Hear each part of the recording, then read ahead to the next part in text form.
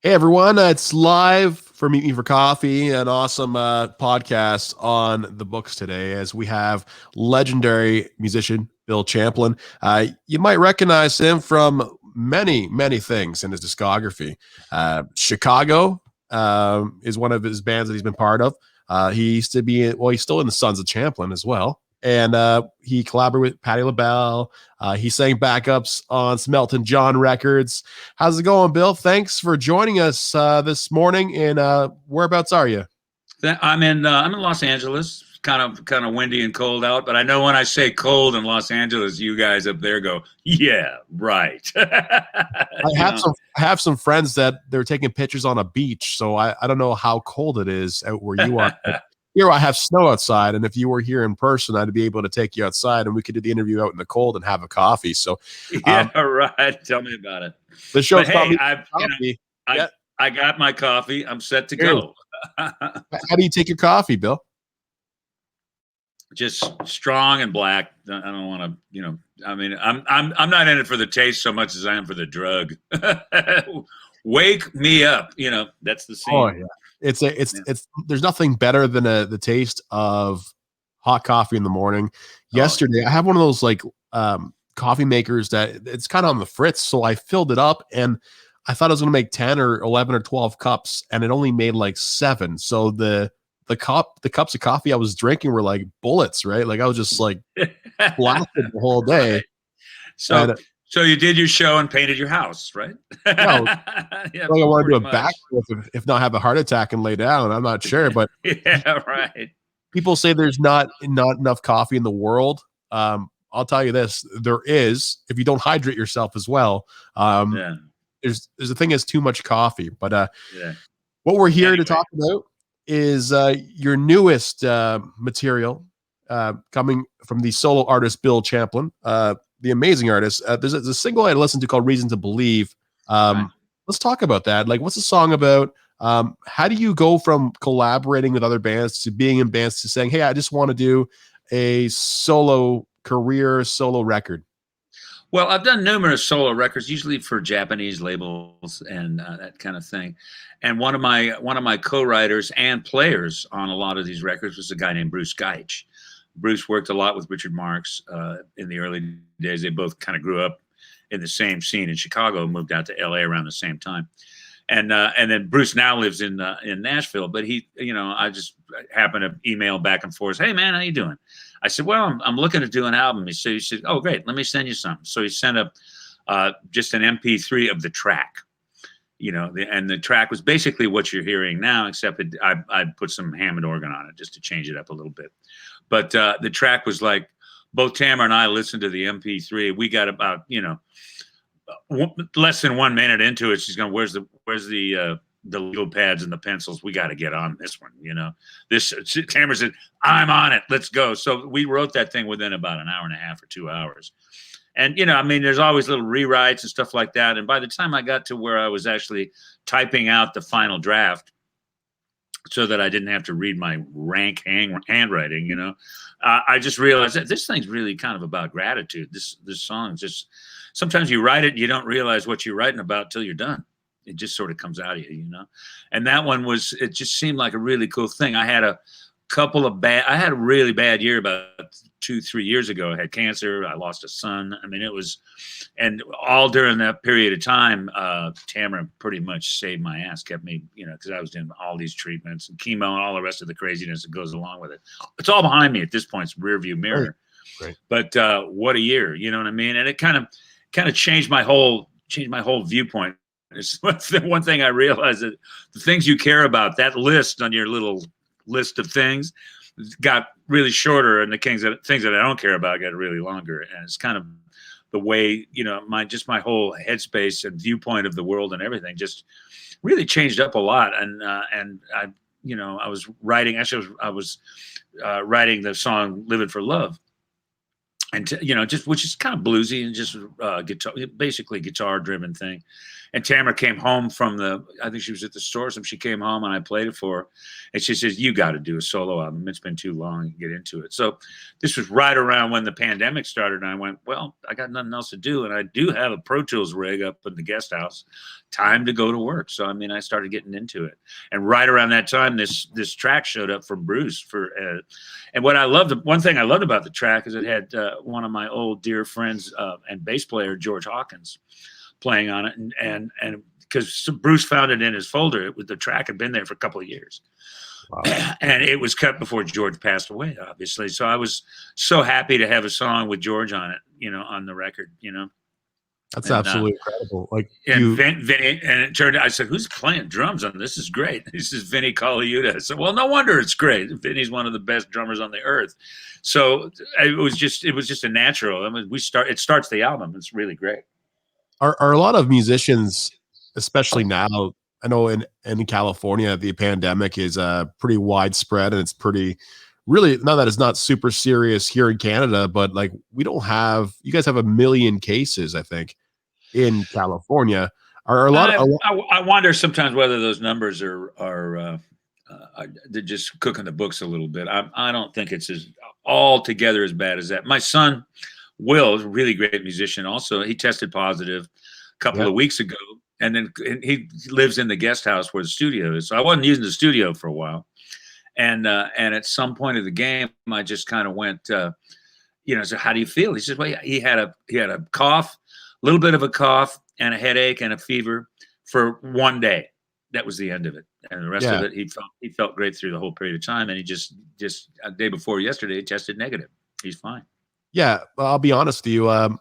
I tested positive about a week and a half ago, and the way I was really skeptical because I was fine. Like, I'm fine, right? Yeah. They can't tell. So there's people called contact tracers up here. I don't know if you have them there, but they call you. Well, they talk about them. I've never seen them in action, but there you go. I thought they would be like guys like dressed like Dick Tracy going around with notepads and stuff like that. But they and the little watch, probably with the Apple Watch. It's so Dick Tracy in the first place. All these detectives, but I realized the whole thing. When they're trying to contact trace things, they can't actually tell with that test. They can only tell if you've had it or you don't have it. They can't tell when you got it, how long have you had it for, so you could never trace that, right? And I guess we kind of figured out where Will got it. We were so bored. California shut down completely. I mean, there's not a restaurant open, there's not a business open anywhere other than stores, hardware stores. Apparently, they say strip clubs are open, but churches are closed. That's kind of a rare move. But the whole move is we just got bored. We got crazy. So we drove from here to Houston, Texas. That's a hell of a long drive just to spend Christmas with Tamara's sister and her family. And then Will actually flew back, got on Southwest and flew back. And the guy behind him was coughing the whole time, even with masks on. And he's pretty sure that's probably where it came from in the first place. And you're right. They can't tell you when you got it. They just go, you got it, Well, I know an Israeli company has just developed this mask, and they've tested. It's 99%. It will stop the germs from coronavirus. So that's the next big thing that's coming out. Yeah. What you want to bet? Your prime minister owns that, or your alderman or whatever the hell he is. Yeah, it's everything's kind of it's kind of funny because a lot of these officials, like the government officials and then the health officials, they've been caught going on vacations to Florida. They're telling us not to leave. And today there was an official in one of the other provinces that said that the public health orders do not apply to government officials, so they can go work out, they can go travel, but for us, we got to stay here. I don't understand Does that kind of sound familiar to anybody at any level? It used to be that no matter what happened in Moscow, this one, what would be HOV lanes for us now were just for government cars. Wow. You know, I mean, yeah, the fastest so they can get to work and back and forth. I mean, while there's giant traffic jams, these guys are cruising around like all they want. Almost the whole legislature of California went to Maui for a giant vacation and a quote meeting unquote. They could have met in Sacramento, where it's the capital of California, but no, they had to go to Maui to do it, and of course we paid for it. And this was when everybody was shut down and no travel and no this and no that. And it's like, well, yeah, right. It's the elite. They get to do what they want, and the rest of us get to have to deal with the rules that they leave behind them. So I mean, I think it's in some ways it's not new. It's just a little more intense than it used to be. The Yeah. virus just took all that stuff and made it worse. You know. Are you going to get the vaccine, Bill, or? I think I'm gonna. It's just they're talking about people in my age group being able to get it in the next couple of days. Great. They're opening it up. I'm gonna give it a shot and see what happens. I get a flu shot every year. It's just sort of standard procedure for me, and you know, I think everybody in a lot of ways should. I mean, at least it kind of covers because there's some of these flus are. That's another thing. There's supposed to be a bad flu this year. There's been 100 cases of flu in the United States. 100 cases compared to all these other ones. So I wonder how much of these COVID-19s are actually the flu. It's possible. I think there's a lot of people walking around or, actually isolating, whatever you want to call it, that think they have it when they're actually just sick with the flu or some type of other cold. Yeah. But a lot of the molecular properties from coronavirus is in almost every type of flu or cold that you get over the course of your life. You may have had it, but let's put all that aside, Bill, and let's get back to music. It's pretty easy to go left. Yeah, we're depressing people here, and well, but I was just going to say that all the musicians that I know that have workstations or studios in their house, they're all of them are making records. Everybody I know is making a record. There's going to be more records in 2021, more albums in 2021 than there were babies 9 months after the New York blackout. It's just going to be an amazing amount of music out here. And in some ways it's really cool. I mean, I had gigs, I had live gigs to do, and I had some other things to do. I wouldn't have made this album in a lot of ways. I don't think I'd have made it had there not been a lockdown at some level. So I think this album's sort of my answer to the virus at some level. Because, watch this. And the thing that kind of gets me in one way, it's I hate to say that there's a silver lining in this virus cloud, but I think for music it is, because everybody's doing new music. They're writing new songs, and a lot of people have been just playing old songs. A lot of listeners seem to want to hear something that they've already heard. Thereby you have tribute bands all over the place and all that. It's all fine and dandy. It's great. I'm glad if anybody can get out and get work, and I'm not even talking about during COVID. I'm just talking about just generally. Anybody that can get out and get any kind of work playing anything, more power to them. I mean, it's the music business has been kind of under the gun for 15 years or so. Oh, absolutely. It's very hard to make a run at it, especially for a new band or new musician, if you don't have the backing behind you, right? I mean, like a lot of the record labels are the ones that control the radio industry, and it's so hard to get the promotion. Nothing changes there, I mean, if it goes, wow, Spotify's stealing all the money. I said, well, no, your record company's stealing all the money. So, well, and then there's a record company pointing the finger at Spotify, and there's Spotify pointing the finger at the record company, and meanwhile, the musicians are looking to try to figure out how to pay the rent this month. Yeah, absolutely. Let's take you back to 1981 when you joined Chicago following the death of Terry Kath. Sorry. Terry Kath. It was a couple of years afterwards.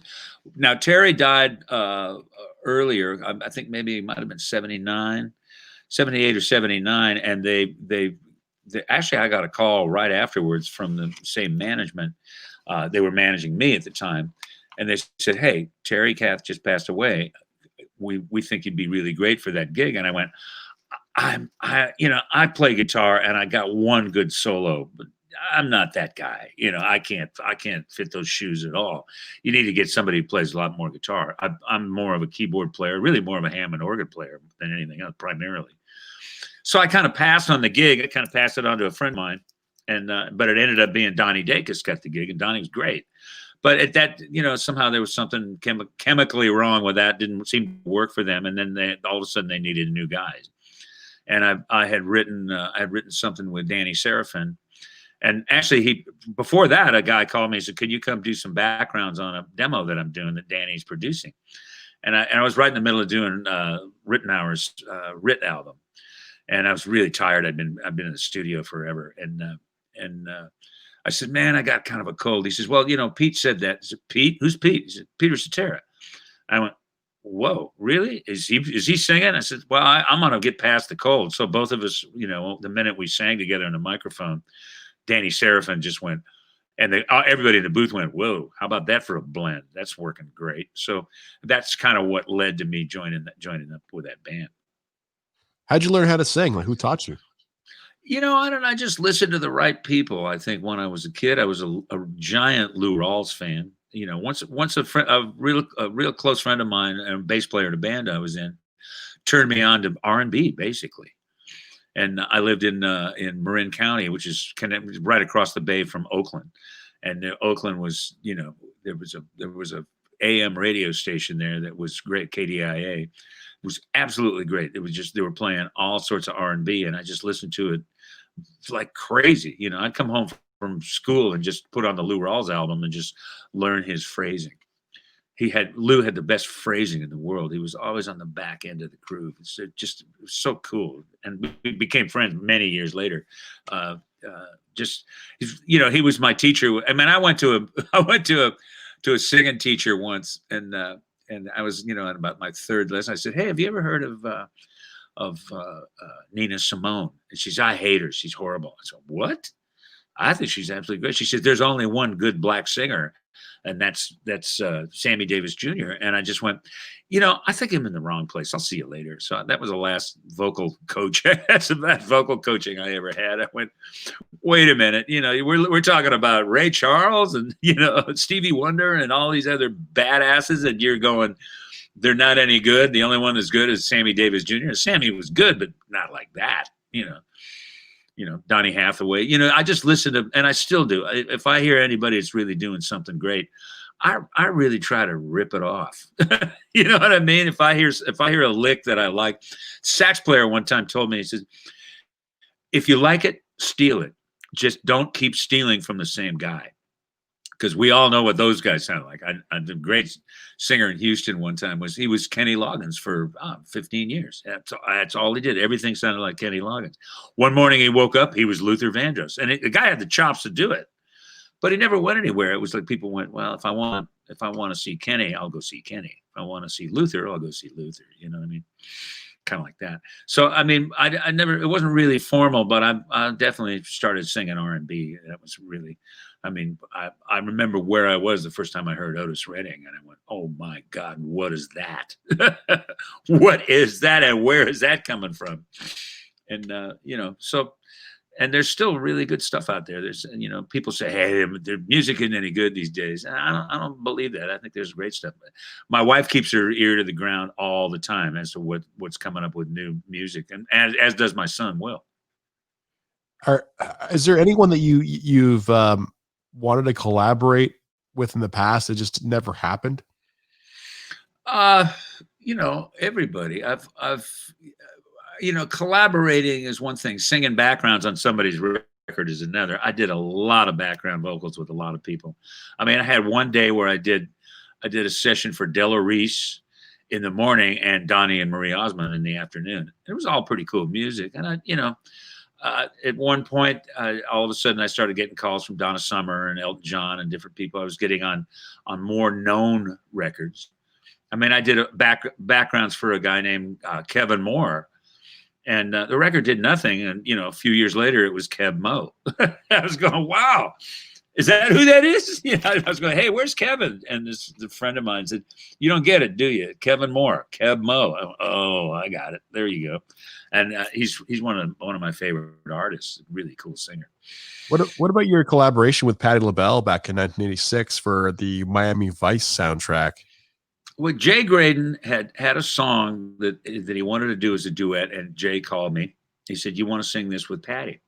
So he said, you're gonna go down first. So I went up and worked on the song, kind of fixed up the lyrics a little bit. It was the second verse wasn't should have, it was still kind of downish, and I kind of let's lead it up a little bit, just a little change up.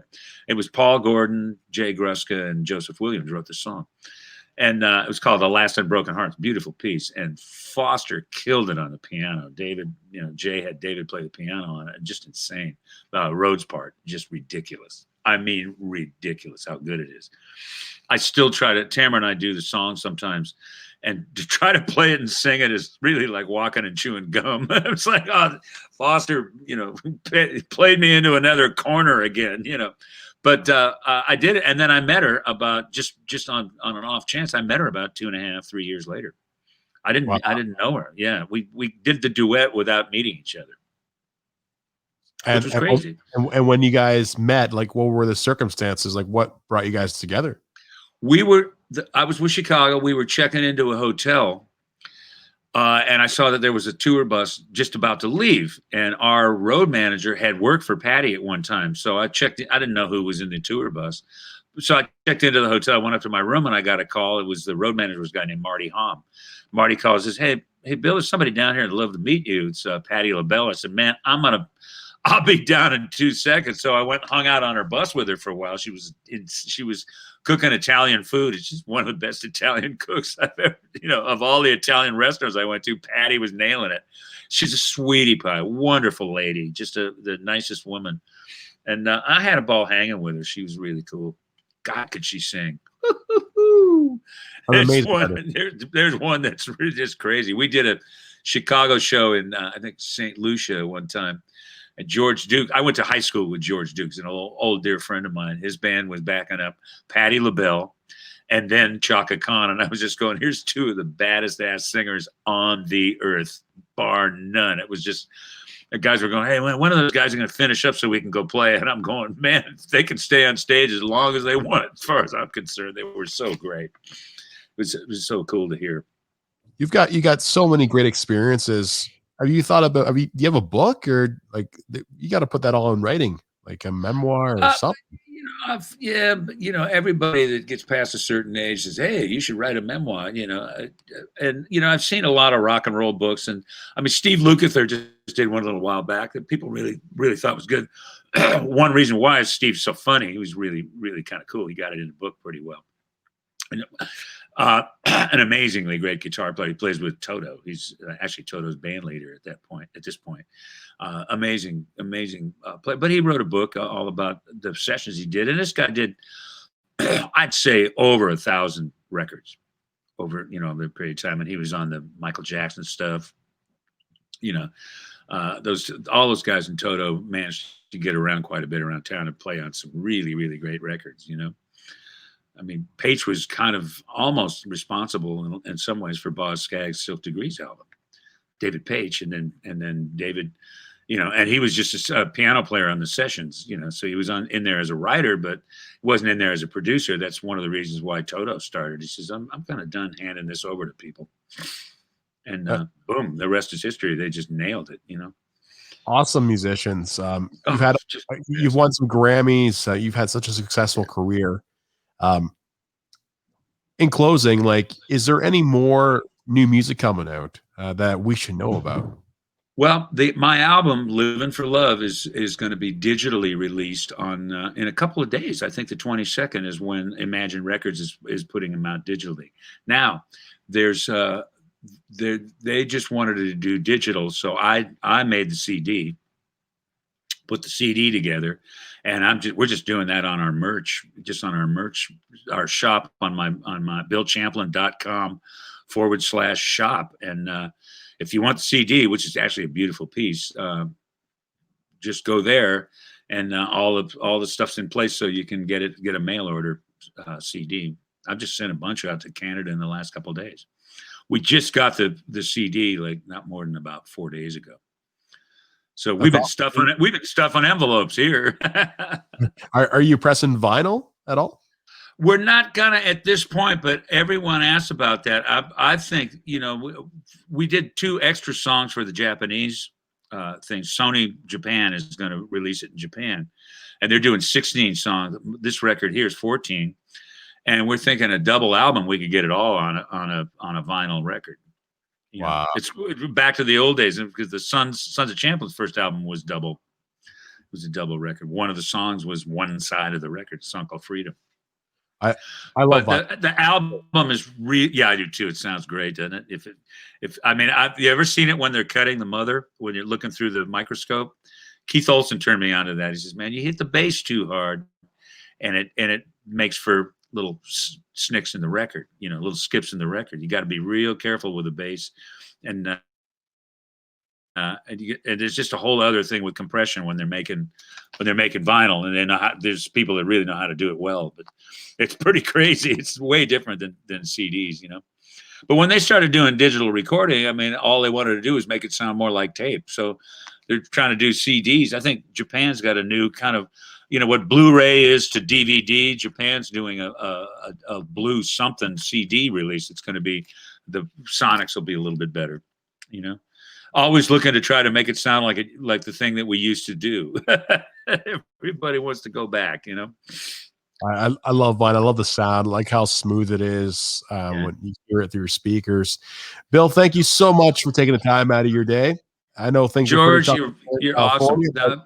But this has been awesome. It's been a dream come true for me to talk to you and to hopefully have you back on the show. I invite you back maybe in a few months to absolutely talk about your new record. Hey, and when we do a vinyl, yeah, when we put out a vinyl, that'll be the time for that one, is to get into that, because our record cover, our CD cover is so beautiful that it's this big. When it gets this big, it's going to be insane.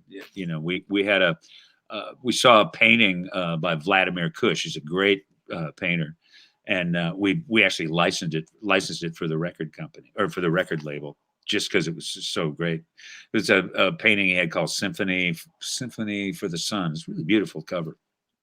But awesome. you'll see they're going to use it in a lot of the stuff. But Imagine Records is going to do the digital on the 22nd. They're going to release, and then once again, BillChamplin.com. Hop over there if you want a CD, and we're on it. So George, thank you so much for having me. Another excuse for a second cup. Oh, yeah. Friday is when your record comes out on the digital platforms. So that's the 22nd. I had to check out the day because I'm so lost for days. It's the 20th today, I think. Yeah. So it's in a couple days. Yeah, in a couple days, literally a couple days. Yeah. Thank you so much, Bill. Take care. Great, George. Thanks, buddy. I'll talk to you soon. All the best. Be good.